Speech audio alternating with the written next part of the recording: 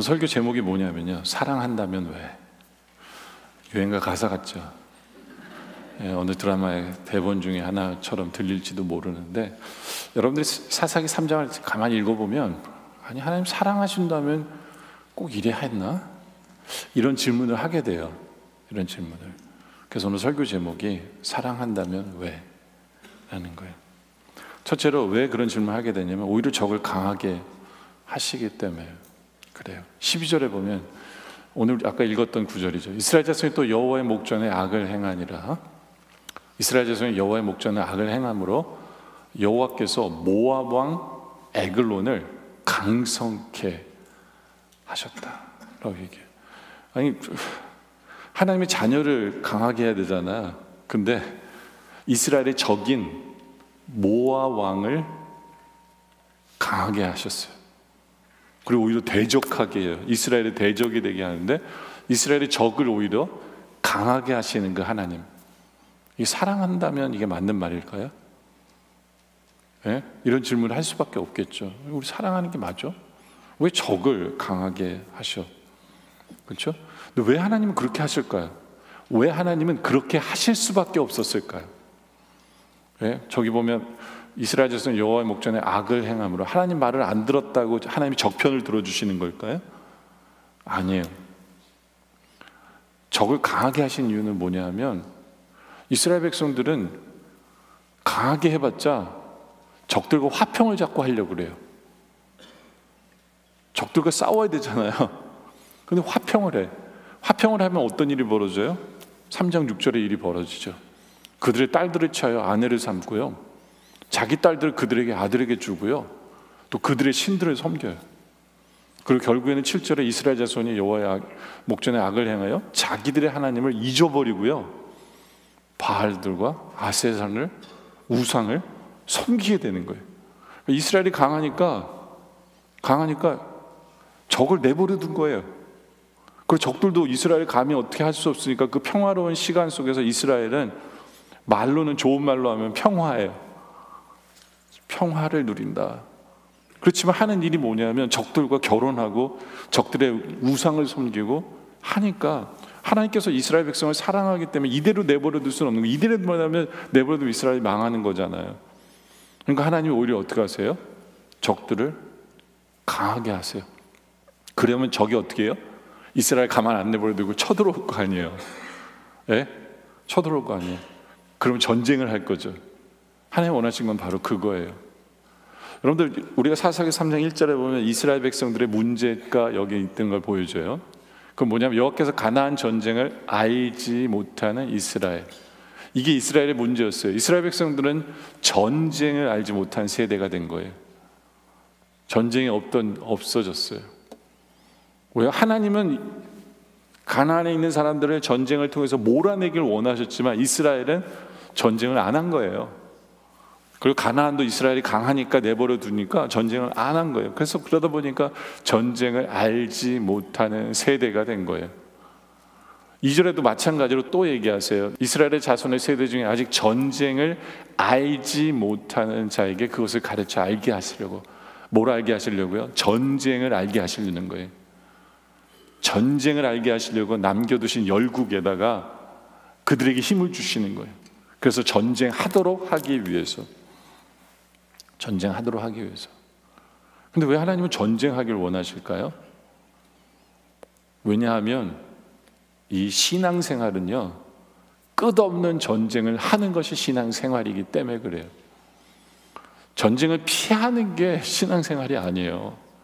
우리는 예수를 믿는 그 순간, 우리의 영원한 적인 사탄이 우리를 계속해서 공격을 하고 내버려두지 않기 때문에 우리가 깨어있어 그들과 매 순간 전쟁 속에 있어야 하는 것이 우리의 사명이고 우리의 해야 할 일이기 때문에, 하나님께서는 우리가 전쟁 모드로 살기를 원하세요.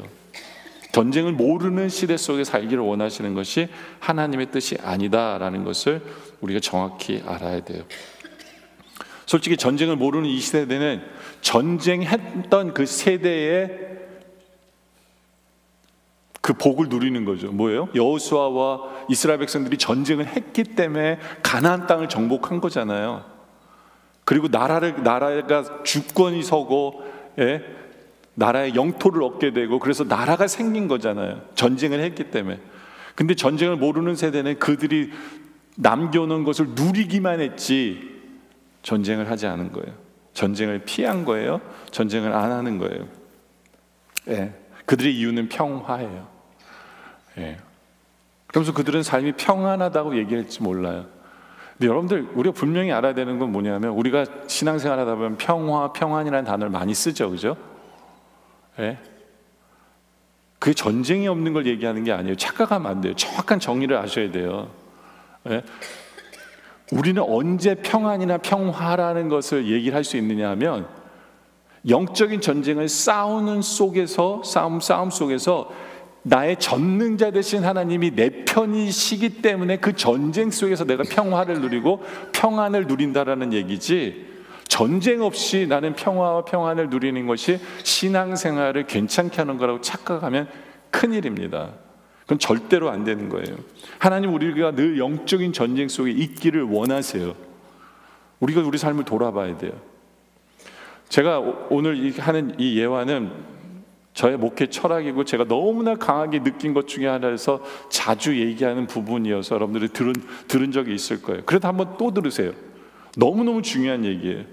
그게 어떤 말씀에 대한 거냐면, 에베소서 6장 11절에 대한 얘기예요. 11절부터 보면 하나님께서는 우리에게 마귀의 계계를 능히 대적하기 위하여 하나님의 전신갑주를 입고 살라는 거예요. 우리에게. 왜요? 왜 우리가 갑옷을 입고 살아야 됩니까? 전쟁 중에 있으니까 그런 거예요. 우리는 늘 전신갑주를 입고 살아야 합니다. 왜요? 마귀와 전쟁 속에 있기 때문에. 그러면서 12절에 우리에게 그런 얘기를 해요. 우리의 씨름은 우리의 싸움이라고 표현할 수도 있겠죠. 혈과 육에 대한 게 아니에요. 예, 우리가 이웃과 싸우라는 얘기가 아니요, 정사와 권사, 이 어둠의 세상 주관자들과 하나님에 있는 악의 영들에 대함이라. 그들과 우리는 싸우고 있어야 된다는 거예요. 예, 사탄과 싸우고 있어야 되는 것이 우리의 삶. 그러므로 하나님의 전신갑주를 취하라라고 얘기하죠. 이는 악한 날에 너희가 능히 대적하고 모든 일을 행한 후에 서기 위함이라. 제대로 설려면 우리는 전신갑주를 입고 싸우고 있어야 한다라고 우리에게 말씀하세요. 그러면서 전신갑주에 대한 얘기를 하죠. 14절에 그러면즉 서서 진리로 너희 허리띠를 띠고 의의 흉배를 붙이래요. 가슴판에 철판을 붙이고 평안의 복음에 예비한 것에 신을 신고 모든 것 위에 믿음의 방패를 가지고, 그렇죠?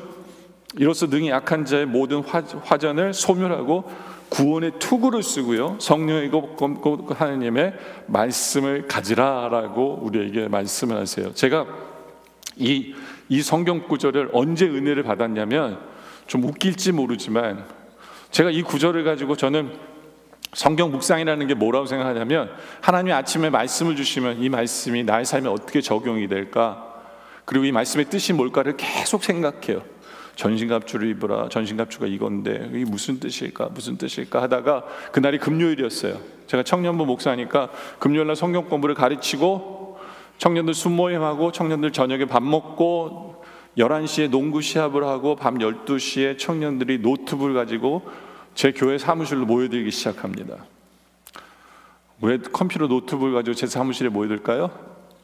뭐 하려고? 컴퓨터 게임 하려고. 왜냐하면 컴퓨터 게임이 연결이 돼야 이게 컴퓨터 게임을 할 수 있어요. 예? 그 당시에는 이렇게 선을 꽂고 했는 거거든요. 근데 그 게임 이름이 뭐냐면 에이지 오브 엠파이어였어요. 에이지 오브 엠파이어.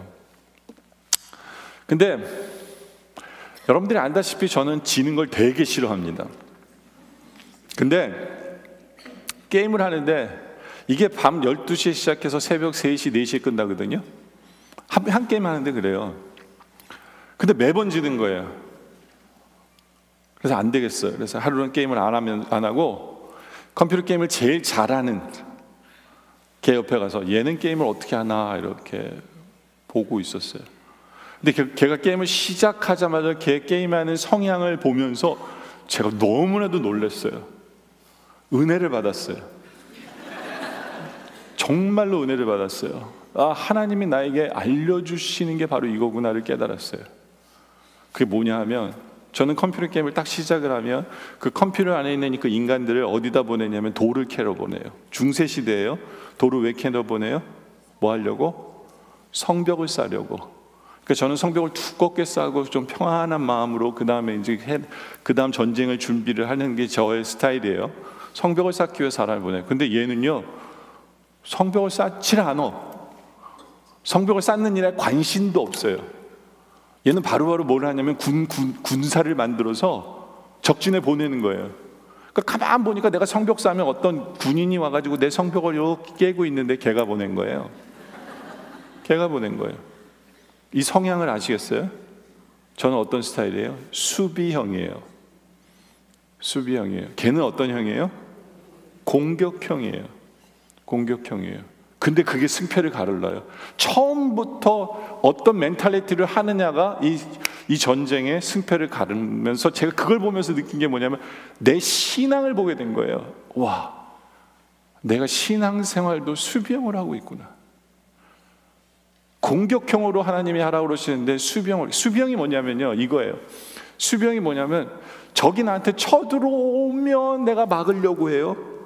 그리고 그때 말씀 보면서 그때 말씀을 대입해서 어떻게든지 그 쳐들어온 전쟁에서 이기려고 노력을 하는 게 수비형이에요.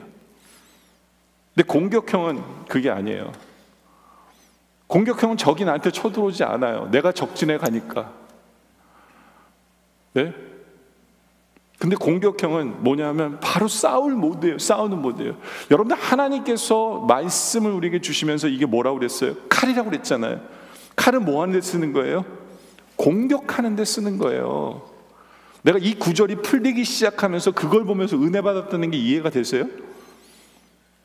예? 하나님은 나에게 말씀으로 칼을 주셨는데, 예, 이걸 가지고 공격하면서 사탄의 진지를 무너뜨리려고 하는 나의 모습이 아니라 문제가 생기는 그 문제를 막기 위해서, 사탄이 나를 공격해 오는데 나는 칼로 막으려고 하나님의 말씀을 보고 있는 나의 신앙의 자세를 보면서 이게 아니구나를 내가 깨달은 거예요. 이게 나의 신앙의 문제가, 우리 일반적인 한국 사람의 신앙의 문제가 여기 있구나를 제가 깨닫게 된 거예요. 보세요.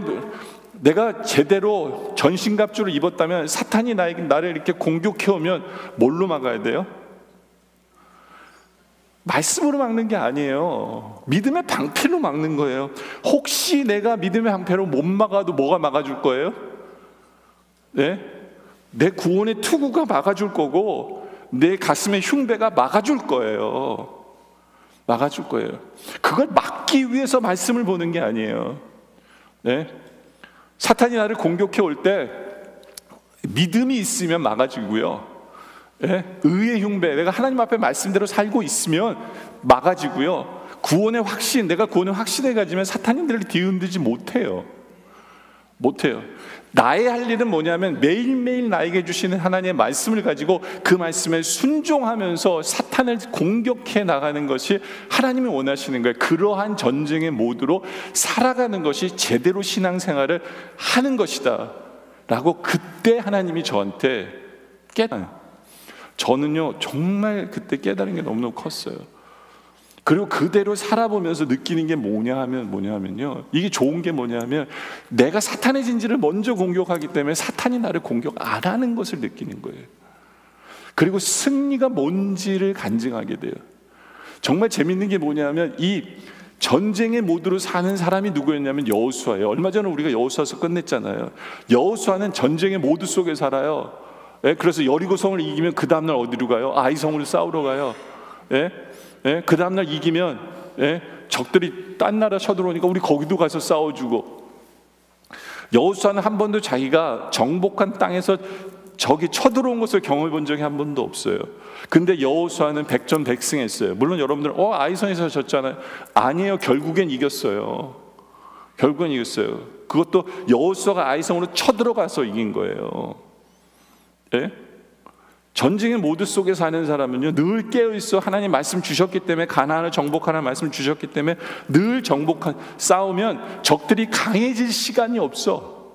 왜냐면 내가 싸움 모드에 있기 때문에 하나님 날 사랑하시기 때문에 적들을 강하게 안 하세요. 나로 승리케 하시는 거예요.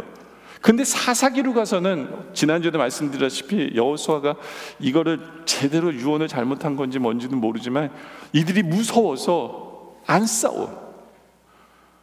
싸우는 거예요. 그리고 화친을 하려고 하고 그들과 결혼하고 난리를 피니까 하나님이 적을 강하게 하셔가지고 야, 싸워 제발 좀. 안 싸워? 그럼 얘네들이 쳐들어올 거야. 이렇게 만드시는 거예요. 여러분들, 우리의 신앙은요, 항상 주신 하나님의 말씀을 붙들고 말씀대로 순종하면서 싸움의, 전쟁의 모드 속에 살아갈 때 적들은 강해질 수가 없어요. 바로 이 모습으로 살아가는 여러분들이 되어지길 원합니다. 두 번째는, 왜 그렇게 부르짖게 하셨는가예요. 여러분들 솔직히 사랑한다면 사랑하는 사람의 눈에 눈물 나게 하면 안 되잖아요. 그죠? 이것도 꼭 유행가 가사 같은데. 근데 하나님이 하시는 일이 뭐예요? 하나님이 사랑하는 백성의 눈물 나게 하신 거거든요. 부르짖는다는 게 뭐예요? 눈물을 흘리면서 하나님 앞에 기도하는 거거든요. 왜 하나님께서는 하나님이 사랑하는 백성에게 이 부르짖게 눈물 흘리며 부르짖게 하시는 이유가 뭘까요? 사랑한다 하면서. 그 이유가 뭘까요? 사사기 3장 9절에 보면 이들이 부르짖는 모습이 나와요. 이스라엘에서는 여호와께 부르짖음에, 여기 부르짖는 게 나오죠. 여호와께서 그를 위하여 한 구원자를 세워, 여기서 가장 굉장히 중요한 단어가 뭐냐면 구원자예요. 구원자를 세워 구원하게 하시니 그는 곧 갈렙의 그나스의 아들 온니엘이라. 여러분들 사사를 뭐라고 불러요? 부른 거예요? 9절에 온니엘을 뭐라고 부른 거예요? 구원자라고 부르죠. 왜 구원자라고 부를까? 이 질문을 하셔야 돼요. 그리고 이들이 왜 부르짖었는가가 여기에 힌트가 있어요. 그리고 15절에 가서 또 다른 사사가 나와요. 또 다른 사사가 나는데 이스라엘에서는 여호와께 또 부르짖어요. 여기에 언제 부르짖느냐면 아까 온니엘이 죽고 적이 쳐들어왔을 때 부르짖는 거예요. 온니엘이 죽고 그 구원자가 죽자 적들이 쳐들어와가지고 적들이 괴롭히니까 이들이 또 부르짖어요. 그래서 여호와께서 그들을 위하여 또 뭐라 불러요? 구원자를 세우셨으니 이 사람의 이름은 곧 베냐민 사람 게레 아들 왼손잡이 에훗이라. 이 사람도 뭐라고 불러요? 이 사사도 뭐라고 불렀어요? 구원자라고 불러요. 왜 하나님께서는 자꾸 사사라고 그러면 되는데 구원자라는 말씀을 쓰신 이유가 뭘까요? 이 사사가 뭘 상징하기 때문에? 구원자를 상징하기 때문에. 구원자는 누구예요? 원래 우리의 구원자는 누구예요? 예수 그리스도. 바로 사사가 상징하는 것은 예수 그리스도예요. 근데 이들이 언제 부르짖어요? 이 시기를 정확히 아셔야 돼요. 언제 부르짖었다고요? 사사가 죽자 부르짖은 거예요. 사사가 없자 부르짖은 거예요. 이 굉장히 중요한 포인트예요. 예? 여러분, 이스라엘 자손이 그를 의탁하여, 사사를 의지해서 사사와 함께 뭘 할 때는 이들이 안 부르짖어요. 그죠? 근데 사사가 죽자, 의지할 데가 없자, 사사가 없자 이들은 부르짖습니다. 이게 사사계의 공식이에요. 많은 분들이 사사계의 공식을 뭐라고 얘기하냐면, 이스라엘 백성들이 죄를 져서 부르짖으니까 하나님이 사사를 보내시고, 사사가 죽고 또 적들이 쳐들어오니까, 적들이 괴롭히니까, 하나님 앞에 죄를 짓고 적들이 쳐들어오니까 괴로워서 하나님 앞에 부르짖었다. 이게 사사계의 공식처럼 얘기를 해요. 이 공식이 맞을까요? 여러분들, 세상의 공식은 이거예요. 세상의 다른 종교의 공식도 이거예요. 그건 뭐냐면, 내가 죄를 지으니까, 죄 때문에 벌을 받아가지고 내 삶이 힘들어지니까, 내가 부르짖으니까 용서해 줘서 내가 괜찮게 되었더라. 이게 세상의 종교의 공식이기도 해요. 이 공식을 사사계에서 얘기하는 걸까요? 저는 그렇게 생각하지 않아요. 만약에 그렇게 생각했다면 굳이 구원자라는 단어를 쓸 필요가 없어요. 이들이 부르짖은 이유는 누구를 사모해서예요? 구원자를 사모하기 때문에 부르짖은 거예요. 구원자를 사모하기 때문에. 왜 구원자를 사모하는 거예요? 왜 구원자를 사모해요? 내 힘으로 안 되는 걸 알기 때문에, 나는 아무것도 아닌 걸 알기 때문에 나의 구원자가 없으면 나는 살아갈 수 없기 때문에 구원자를 보내주세요. 구원하는 구원자가 필요한 사람입니다라고 고백하기 때문에 이들이 부르짖는 거예요. 이거를 정확히 우리가 볼 수 있어야 돼요. 볼 수 있어야 돼요. 여러분들 나단 선지자 아시죠? 다윗의 죄를 지적한 나단 선지자. 저는 솔직히 나단 선지자가 좀 못됐다고 생각해요. 좀 못됐어요. 이게 목회학적으로도 봐도 이 사람 좀 못된 사람이에요. 왜요? 누가 죄를 지면 보통 어떻게 해요? 선지자 가서 나 좀 봐요. 나 좀 개인적으로 보자고 해서 그러면 안 되지. 하나님 앞에 회개하지. 뭐 이래야 되잖아요. 이게 공식 아니에요, 목회자의. 예, 제가 설교하는데 어떤 사람 이름을 얘기하면서 당신이 이 죄를 졌는데 당신이 죄인입니다라고 얘기하면 그 교회는 끝이에요. 그날로. 근데 나단 선지자가 어떻게 한 줄 아세요? 재판하는 자리에 나단 선지자가 와가지고 이런 얘기를 하는 거예요. 어떤 주인이 있는데 그 주인이 자기의 힘을 이용해가지고 나쁜 짓을 다 해가지고 다 빼앗고 막 이런 얘기를 하니까 다윗이 뭐라고 얘기하냐면 그 놈이 누구야? 가서 잡아와. 공식적으로 이렇게 하게 만든 거예요. 공식적으로 모든 재판장이 있는 사람들에게 공식적으로 하게 만들더니 나단 선지자가 그때 뭐라고 그래요? 7절에 나단이 다윗에게 이르되 당신이 그 사람이라고 얘기를 해요. 이해가 되세요? 진짜 못된 거 아니에요, 어떻게 보면? 이거는 공식적으로 모든 국민들 앞에서 왕을 모멸시키고 네가 나에게 모멸감을 줬어 라고 하는 것처럼 정말 수치를 안기기 위해서 나단이 한 거예요. 일부러 그런 거예요. 여러분, 왜 나단이 이렇게까지 했을까요? 이해가 되세요? 이해가 돼요? 나단이 그렇게 한 데는 이유가 있어요. 솔직히 다윗은 자기 스스로에게 어떻게 생각하는 사람이냐면 나는 그래도 괜찮은 사람이야 라고 생각하는 게 다윗이었어요. 무슨 얘기예요? 난 도망자 시절에도 난 사울 왕을 안 건드렸어. 왜냐하면 하나님이 기름 부은 종이기 때문에 안 건드리는 사람이 바로 나야. 예? 왕이 된 후에도 하나님의 성전이 너무 성막이 너무 초라해 보여서 하나님의 성전을 지으려고 마음먹은 사람이 바로 나야.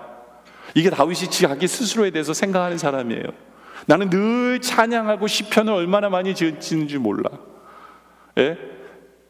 근데 내 인생에 오점이 하나 있는데 그 죄 하나 지은 거, 그 간음죄, 그게 문제였던 거야. 다윗은 자기 스스로에게 그렇게 생각하는 거야. 그 죄 하나, 이 죄 하나 지은 게 문제구나. 그것 때문에 마음 아팠어요. 마음 안 아픈 거 아니에요. 마음 아팠어요.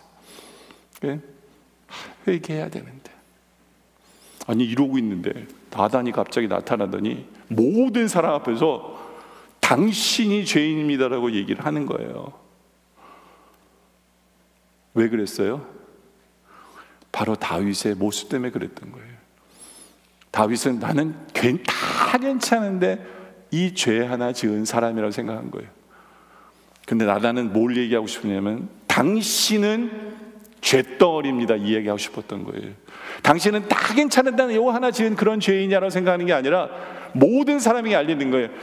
이 나라의 왕 다윗, 당신이 죄인 그 자체입니다 라는 걸 알고 싶었던 거예요.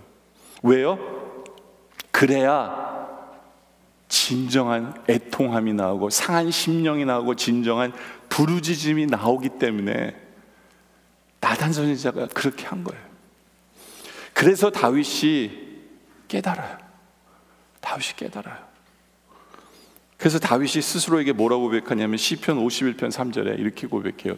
다음으로 넘어가 주시면 대전하는 죄가를 아오니 내 죄가 항상 내 앞에 있나이다.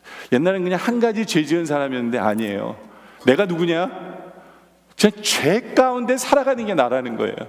항상 죄가 내 앞에 항상 있는 존재가 나구나.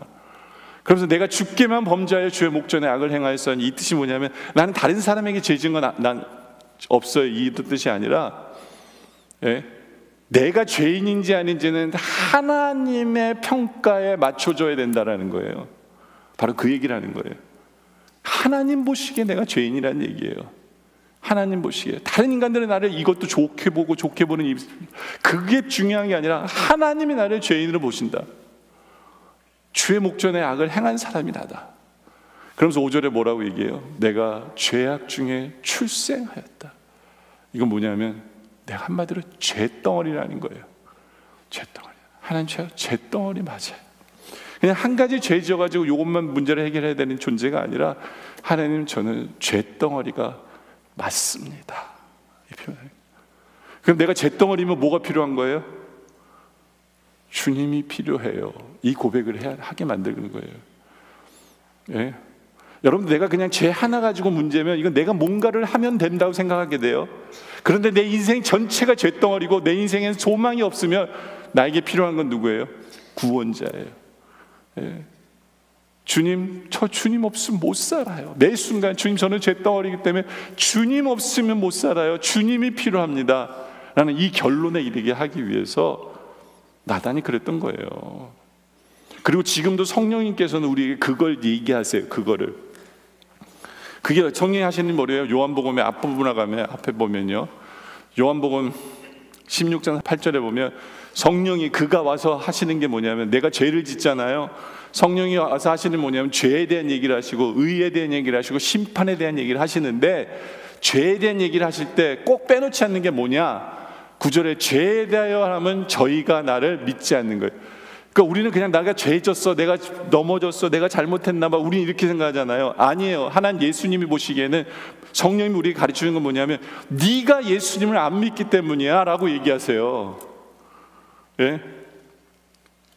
뭐예요?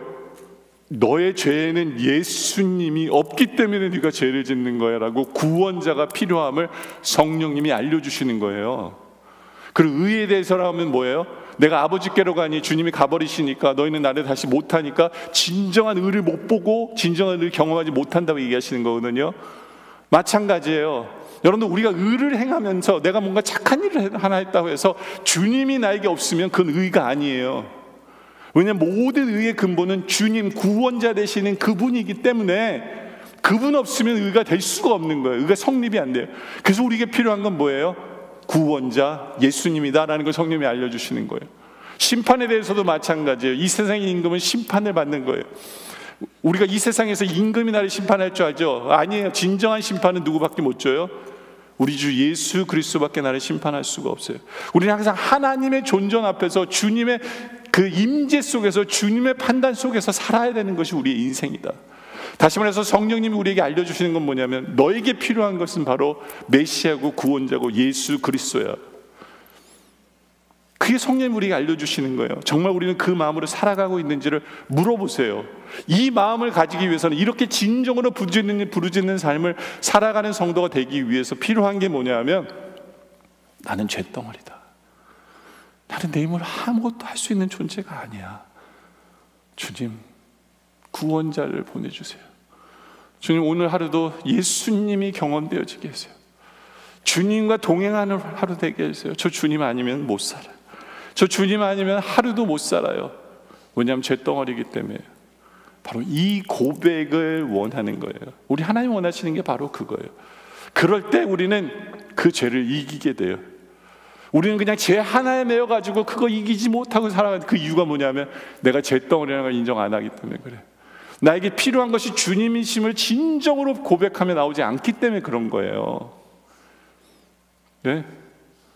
여러분들, 누가 죄덩어리인지 아닌 줄 아는 줄 아세요? 교회 와가지고 나보다 못한 인간들 보면서 내가 기뻐하고, 그래도 내가 쟤보다는 낫지, 이렇게 사는 사람은 자기가 죄덩어리인지 모르는 사람이에요. 네? 자기가 죄덩어리라고 생각하면요, 어떻게 남을 판단해요? 어떻게 내가 남보다 적어도 낫다고 생각해요? 옛날에 다윗은 그랬어요. 그래도 내가 살인죄를 졌고 간음죄를 짓지만 난 성전을 지려는 사람이야. 자기 착각이죠. 옛날에 다윗의 모습이에요. 자기 좋은 점만 생각해요. 근데 아니에요. 우리 주님 원하시는 것은, 주님, 저는 죄덩어리입니다. 주님 아니면, 하나님 아니면 저는 못 살아요. 주님이 필요해요 하면서 애통하는 바로 그 사람, 우리 주님이 원하시는 사람이 바로 그 사람이다 라는 것을 기억하세요. 바로 그걸 원하시기 때문에 하나님이 우리를 사랑하시기 때문에 우리에게 부르짖게 하시는 이유가 바로 거기 있다라는 거죠. 세 번째, 하나님은 우리를 사랑하시면서 왜 우리를 연약하게 하실까? 그렇잖아요. 사랑하면 강하게 해야 되는 거 아니에요? 그런데 연약한 자를 만드세요. 왜 그럴까? 오늘 말씀 3장 15절에 보면 이스라엘 자손이 여호와께 부르짖음에 여호와께서 그들을 위하여 한 구원자를 세우셨으니 그는 곧 하필이면 베냐민 사람인데 게레 아들 왼손 제비였어요. 하필이면 그 사람 이름이 에웃이라는 사람이에요. 제가 왜 하필이면 얘기했냐면 이 베냐민의 뜻이 뭐냐면 오른손의 아들이에요. 근데 오른손의 아들의 지파에서 누가 나타나요? 왼손의 사람이 나타나요. 네? 하필이면 오른손의 지파에서 하필이면 왼손의 사람을 사용하시는 하나님. 그러니까 왼손을 부각시키는 거죠. 근데 뭐 왼손이 연약합니까? 네? 여러분들 저 왼손잡이에요. 네? 저 왼손잡이에서 남들보다 운동도 더 잘하고요. 왼손잡이에서 좋은 거 되게 많아요. 연약한 거 아니거든요. 물론 근데 옛날 분들은 그렇게 생각했어요. 그래서 제가 왼손 쓰니까 우리 유치원 선생님이 제 팔에 기부스를 해버렸어요. 유치원 선생님이 왼손을 못 쓰도록. 그래서 글은 저는 오른손을 써요. 근데 개발이에요. 제 글씨체가 다 그 유치원 선생님 때문에 그런 거예요. 예, 힘이 없으니까 메가리가 없잖아요. 그리고 옛날 어른들은 왼손잡이 하면 좀 그랬나 봐요. 제가 옛날에 어른들 신방 가면 왼손을 밥 먹으면 목사님 왼손을 밥을 먹어요? 그래서 시험 드는 분이 있어서 할 수 없이 그 다음부터 오른손을, 그래서 양손을 다 쓰는데 어떤 분들은 우리 한국적인 개념으로 이 왼손잡이가 그래서 연약했다라고 해석을 하는 분들도 있어요. 근데 이 원문에 보면 엄밀히 말하면 이 글이 무슨 뜻이냐면 오른손을 못 쓰는 사람이다. 그러니까 장애인이에요. 에웃은 장애인입니다. 장애인, 오른손을 못 써요. 어느 정도 못 쓰냐면 모든 사람들이 알아볼 정도로 못 쓰는 사람이에요.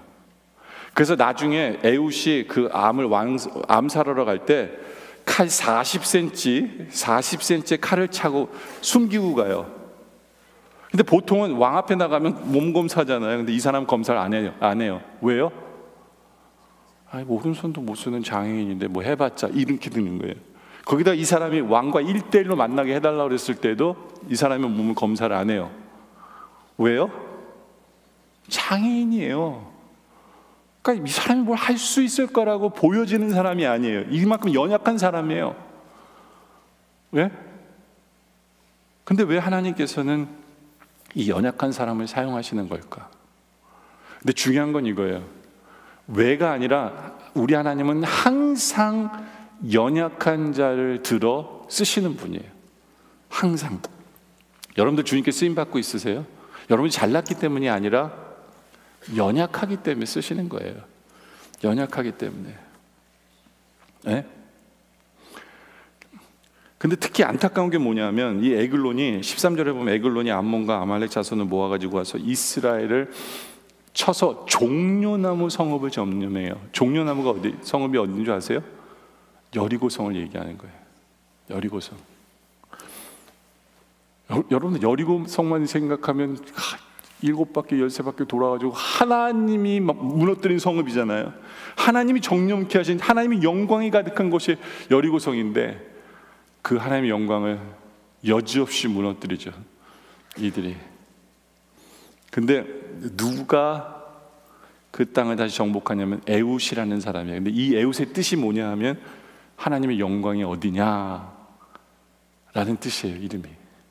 그러니까 하나님의 영광을 나타내시기 위해 사용된 사람이 누구냐?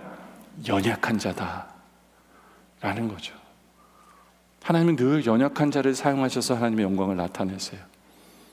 고린도서 1장 26절에도 보면 나오는데요, 형제들아 너희를 부르심을 보라. 육체를 따라 지혜로운 자가 많지 않고요. 예? 하나님 일하는 사람들은요, 육체를 따라 지혜로운 사람이 별로 없어요. 그리고 능한 자도 많지 않고요, 문벌 좋은 자도 많지 않아요. 예, 문벌 좋은 자도 많지 않아요. 그러나 하나님께서 세상에 미련한 것들을 택하셔서 지혜 있는 자를 부끄럽게 하시려고 미련한 자를 택하셨어요. 그리고 세상에 약한 것들을 택하사 강한 자들을 부끄럽게 하시려고 약한 자를 쓰시는 분이 우리 하나님이다 라는 것을 우리가 기억해야 돼요. 네. 내가 연약한 부분이 있으세요? 하나님 그것 때문에 나를 사용하고 계세요. 네. 왜요? 하나님의 영광을 나타내시려고, 하나님 영광 받으시려고. 사도 바울 같은 경우도 마찬가지예요. 사도 바울에게 병이 하나가 있었어요. 그게 간질인지 안질인지 아직도 확실하지 몰라요. 근데 예를 들어서 간질이라고 생각을 해보세요. 이것 때문에 사도 바울이 기도를 했어요. 12장 7절에 보면, 예, 여러 계시를 받은 것이 지극히 크므로, 막 병자도 고치고 막 이러잖아요, 사도 바울이. 예? 근데 하나님이 왜 그에게 그런 질병을 주시냐면 너무 자만하지 않게 하시려고. 내 육체에 가시 곧 사탄의 사자를 주셨으니 이는 나를 쳐서 너무 자만하지 않게 하려고 하시는 거예요. 자만할 수가 없죠. 왜요? 간질이라고 생각해봐요. 설교하다 갑자기 쓰러져가지고 거품 물고 있으면 그게 하나님 영광이 됩니까? 근데 하나님이 그걸 그대로 주신 거예요. 안 없애주시는 거예요. 8절에 이것을 내게서 떠나가기 위해 내가 3번 주님께 간구했는데 하나님 기도응답을 안 하세요. 남의 병은 잘 고쳐주시면서 안 고쳐주세요. 그러면서 하나님 뭐라 그러시냐면 9절에 나에게 이르시기를 내 은혜가 내게 족하다. 야, 네가 받은 은혜 좋게 너 그 질병은 가지고 살아. 예. 왜냐하면 이는 내 능력이 약한 데서 온전해짐이라 하신지라. 그러므로 도리어 크게 그 얘기 듣고 기뻐했어요, 사도 바울이. 왜요? 나의 여러 약한 것들에 대하여 자랑하리. 이는 능력이 내게 머물러 하려 함이라. 뭐예요? 내 약함 때문에 내가 교만해지지 않고 겸손할 수 있고 하나님 나를 계속해서 사용할 수 있다라는 거예요. 그리고 하나님 능력이 나타날 수 있으니까 그래 감사해야지라고 생각을 하는 거예요. 그러면서 결국에는 사도 바울이 10절에 깨닫게 된 게 뭐냐면, 그러면 내가 그리스도를 위하여 약한 것들과 능력과 구필과 박해 공고를 기뻐하노니 왜냐하면 이는 내가 약할 때에 강하게 역사하시는 하나님을 경험하기 때문에, 하나님 때문에 내가 강해짐을 경험하기 때문에 그래서 나 약한 자를 사용하시는구나. 하나님의 강함을 나타내시려고. 그래서 하나님 영광 나타내시려고. 여러분들, 여러분이 연약한 부분이 있으세요? 걱정하지 마세요. 하나님 그럼에도 불구하고 여러분을 사용하실 거고, 그렇기 때문에 하나님의 영광을 여러분을 통해서 나타내실 거예요. 근데 우리가 잊지 말아야 될 것은 뭐냐 하면, 잊지 말아야 될 것은 그것이 하나님의 은혜임을 잊지 말아야 돼요. 여러분들 옛날에 뿔이라는 그 소설을 쓴 사람이 있어요. 예. 근데 이 사람 집에는 페인트가 하나 있는데 그 페인트가 뭐냐면 이렇게 펜스에 꼭대기에 거북이가 하나 얹어 있는 그림이 그려져 있어요. 그 친구가 와서 얘기를 해요. 야, 넌 저런 그림 왜 붙이냐? 야, 말도 안 되잖아. 거북이가 어떻게 저 펜스에 올라가 있을 수 있어? 그랬더니 이 사람이 무슨 얘기를 하냐면 바로 그거야.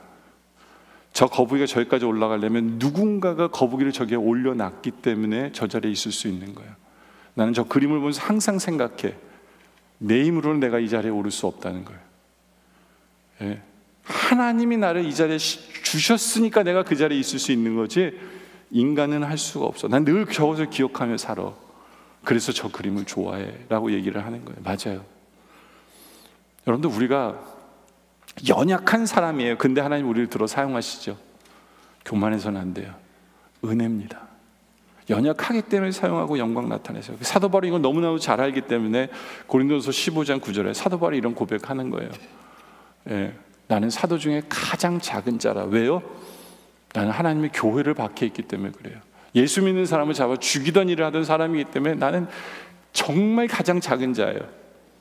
그래서 사도라 칭함을 받을 감당을 못해요. 그런데 그런 나를, 나같이 연약한 자를 사용하시니까, 그러나 나의 나된 것은 하나님의 은혜라고밖에 설명해야 될 수가 없다라고 얘기하는 거예요. 그리고 그 은혜 때문에 내게 주신 은혜가 헛되지 아니하여 내가 모든 사도보다 더 많이 수고하는 이유가 나는 은혜 받은 사람이기 때문에, 은혜 때문에. 그러면서 내가 한 것이 아니라 오직 나와 함께 하신 하나님의 은혜 속에, 은혜 때문에 이걸 깨달을 수 있는 거예요. 이게 은혜예요. 여러분, 하나님 여러분들을 조그만 부분이라도 사용하고 있다 생각하세요. 은혜의 힘을 깨달으세요. 교만하지 마세요. 네. 은혜임을 알고 더욱더 충성할 수 있는 바로 그런 분들, 연약하기 때문에 원망하는 것이 아니라 하나님 나를 사랑하지 않는 게 아니라고 생각하는 것이 아니라 오히려 나를 사용하시고 영광 받으시는 바로 그 하나님의 은혜를 기억하며 감사하는 우리들이 되길 원해요. 이제 말씀 결론을 내리죠. 여러분들, 우리가 살다 보면 정말 하나님 나를 사랑하시는 게 맞아라는 질문을 할 때가 있어요. 언제요? 적을 강하게 하실 때, 그때 딱 기억하세요. 내가 말씀 들고 싸우지 않으니까 하나님 적을 강하게 하시는구나 깨닫는 우리들이 되어지길 원해요. 예? 여러분들, 우리는 부르짖어야 돼요. 왜요? 나는 죄덩어리이기 때문에, 주님 없으면 살 수 없기 때문에 저 주님 필요해요 라고 매 순간 주님을 찾는 우리들이 되어지길 원합니다. 예. 내가 뭐 하나 잘했다 그래서 내가 괜찮은 줄 착각하지 마시기 바래요. 우리는 날마다 필요한 게 예수 그리스도예요. 왜요? 난 죄덩어리이기 때문에. 예. 그리고 나의 연약함 때문에 실망하지 마세요. 하나님이 우리를 사용하실 거고 영광 나타내실 거예요.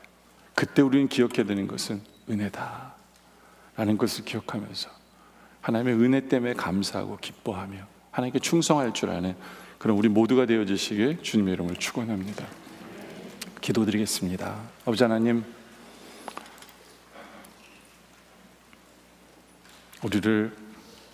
우리가 생각하는 것보다 더 크게 사랑해 주시는 주님 감사합니다.